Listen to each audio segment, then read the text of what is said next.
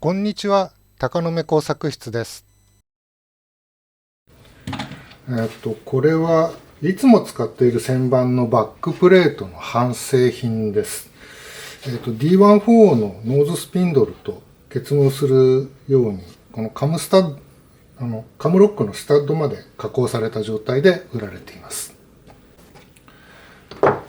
このコレットチャックとともに、自分で調節式のコレットチャックを作ろうと思って、購入したものなんですが、これらを購入した後で、製品の、調節式のコレットチャックを見つけてしまったので、購入しました。そのためにこのバックプレートとコレットチャックが、今余っているという状況です。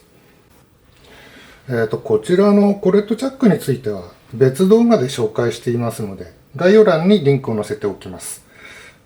よろしければそちらもご覧ください。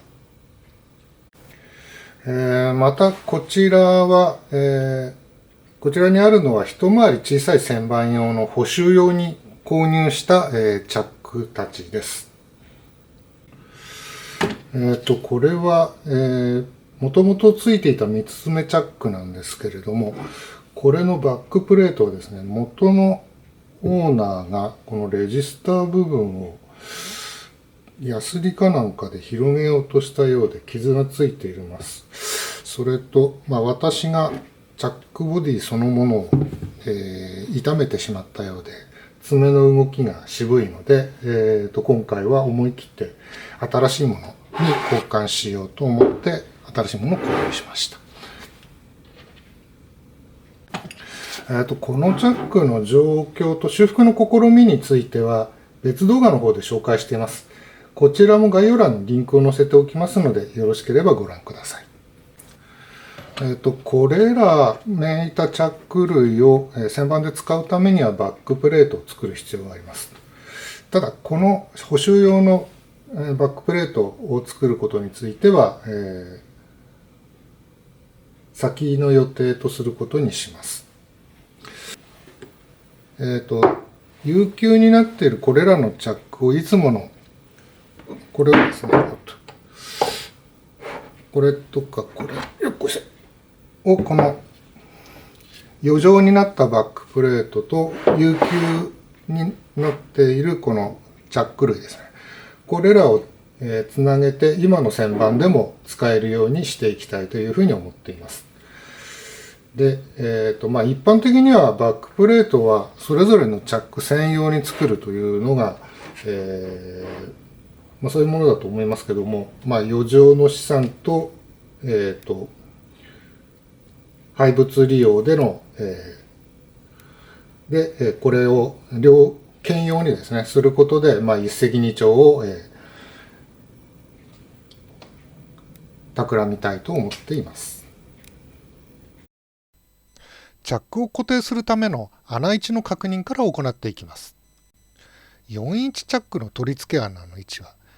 同梱の資料に PCD が 84mm であることが書かれていました。5インチのチャックには同様の資料が入っていませんでしたが、4インチの資料に載っていた寸法と現物が一致したので、PCD は 108mm だと判断しました。一方、D14 のバックプレートのスタッドの PCD は、ネットの検索を駆使して 82.6mm であることを突き止めました。それでは重ね合わせて干渉がないかを確認していきます。今表示されているのはバックプレートです。ここに5インチのチャックを重ねていきます。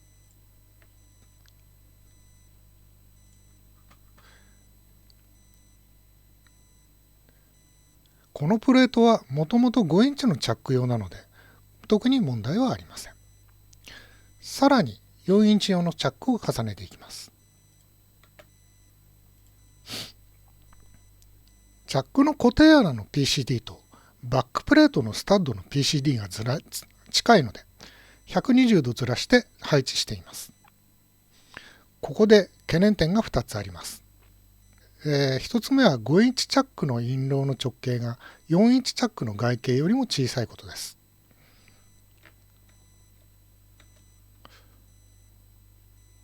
この部分、この色の変わっている部分、ここが重なっています。ただし、4インチチャックのこの固定穴まではかかっていないので、良しとすることとしました。もう一つは、バックプレートのセンター穴が大きいので、4インチチャックのセンター母数が少ししか取れません。この狭い部分ですね。これについては、後ほど対策を考えることとします。バックプレートはこのような形に削ることになります。ここでの制約事項として、2段のセンターボスの高さが5インチチャックの印籠に収まる必要があります。印籠の深さは約6ミリなので、外側で 5.5 ミリ、内側を 2.5 ミリで削れば、この制約はクリアできます。ここでさらに問題です。4インチチャック用に 2.5 ミリを削ろうとすると、バックプレートのスタッドも削る必要が出てきます。そこで5インチ用にはバックプレートの外側を3ミリ削り、中心の穴にはこのようなカラーをはめて4インチチャック用のセンターバスとすることとしました。前置きが長くなりましたが、設計の方針が決まったので、作業の方に取り掛かります。まずはバックプレートにチャックの固定用の穴を開けていきます。ロータリーテーブルに固定をしたいのですが、バックプレートの直径がロータリーテーブルの直径に近いので、固定の方法には工夫が必要です。まずはロータリーテーブルの端でも固定できる T スロットナットの作成からです。ロータリーテーブルの T 溝の形状は独特で、一般的な T スロットナットではテーブルの上に出っ張ってしまいます。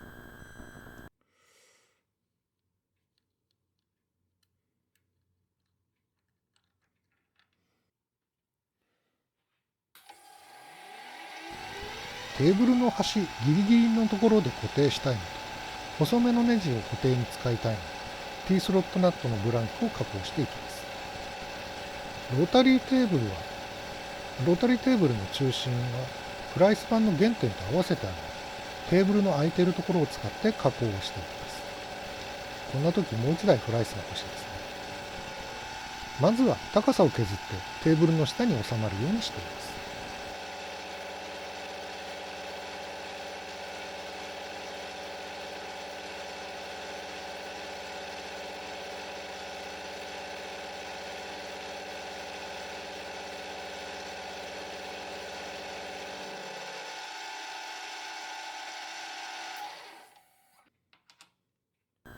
高さを確認しておきます。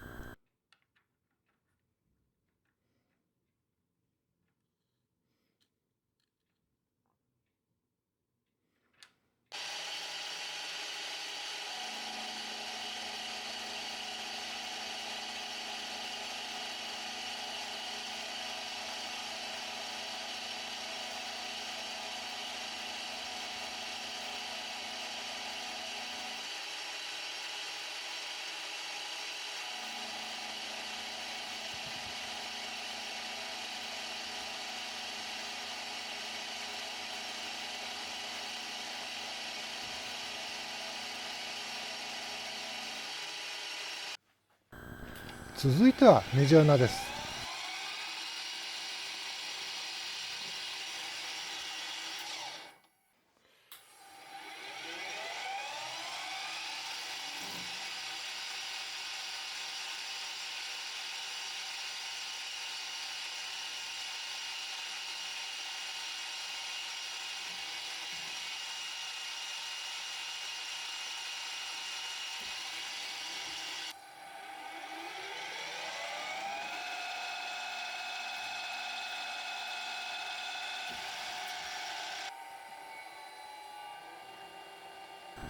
タップはモーター動力で切ります。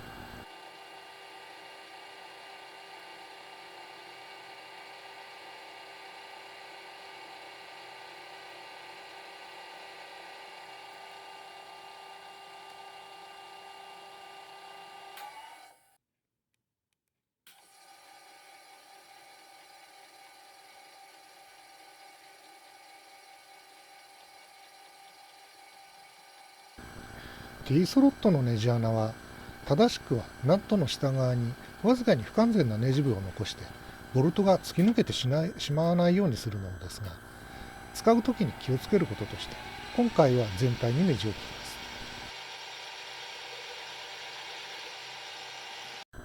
ネジ加工の済んだ姿になります。ロータリーテーブルの角度メモリとハンドルのメモリを合わせます。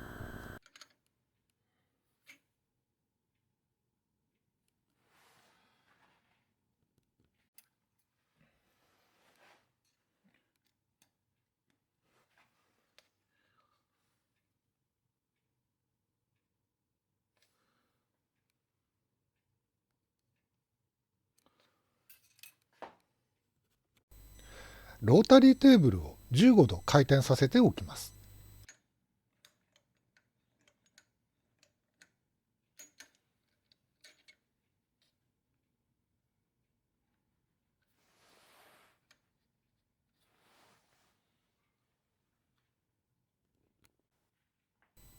この状態でロータリーテーブルにバックプレートを乗せていきます。パラレルブロックを挟んでバックプレートに穴を開けるときにロータリーテーブルを傷つけないようにします。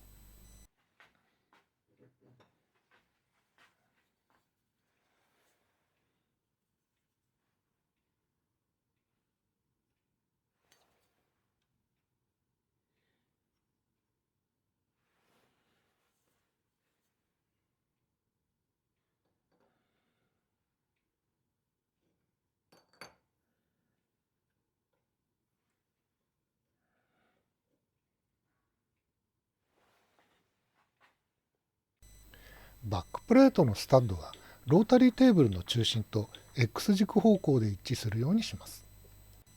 この調整は厳密ではありませんが、特に問題になることはありません。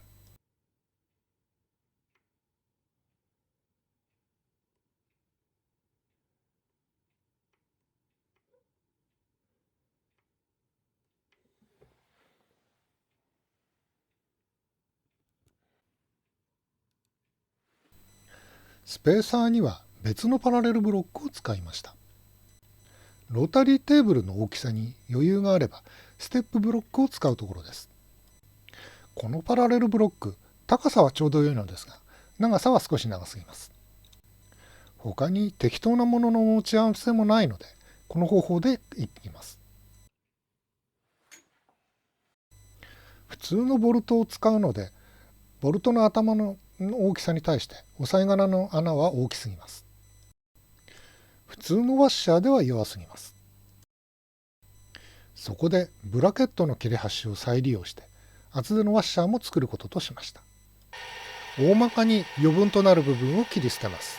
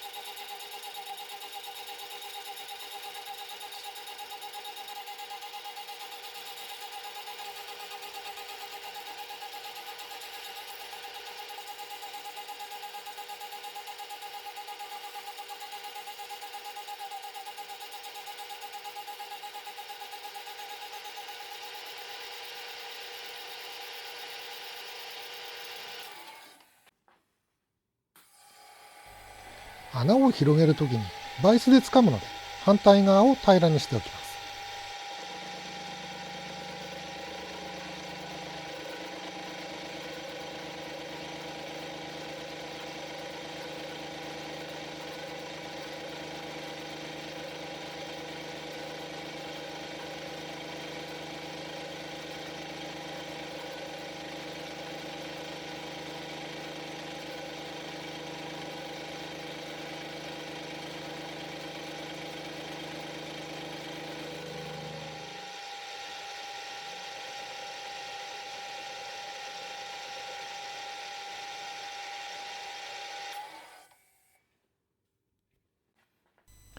すでにプレスで開いている穴を M6 のボルトが通るように広げます。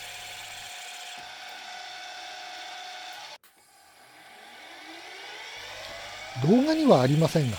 この後真ん中で2つに切り分けます。ワッシャーだからといって何も丸い形にする必要はありませんが、一応旋盤で丸い形に仕上げていきます。バリ取りや角をまとめる作業を手作業で行うには、この素材意外と硬いので、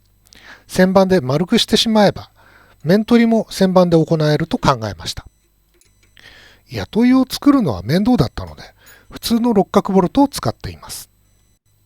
回転力は六角の頭を加えて伝えます。チャックの先端付近に長ナットをはめるのと、先端にセンター穴を開けることで軸を安定させています。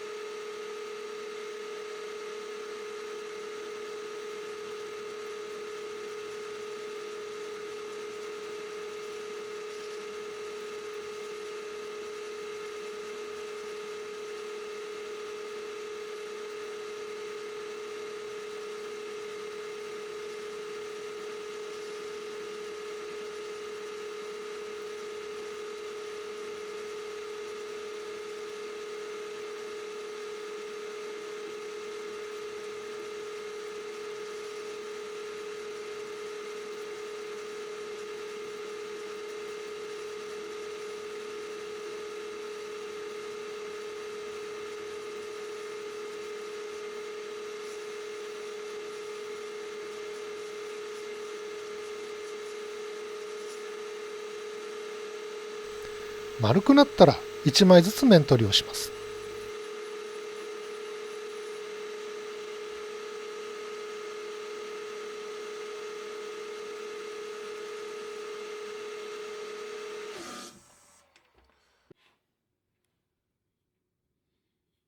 ワッシャーが出来上がったところで元の作業に戻ります。前の作業でロータリーテーブルの中心とフライス板の原点は合わせてありますが、テーブルを大きく動かしたので、ここで再度チェックします。やはり少しズレがあったので微調整を行いました。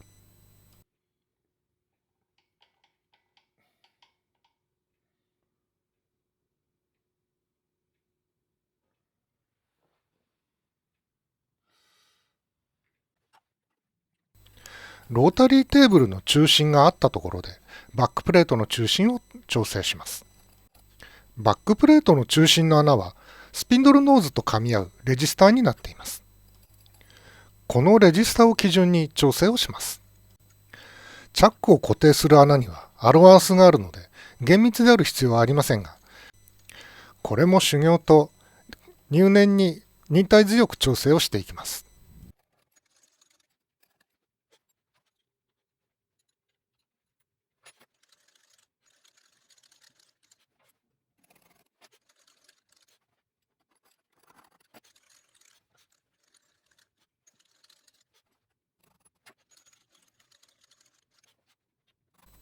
調整が済んだところで4本のネジを増し締めします。いよいよ穴開け作業に取り掛かるというところなんですが、不足している工具があるので、今回の動画はここまでです。次回は穴開け作業からの再開になります。お楽しみに。ご視聴ありがとうございました。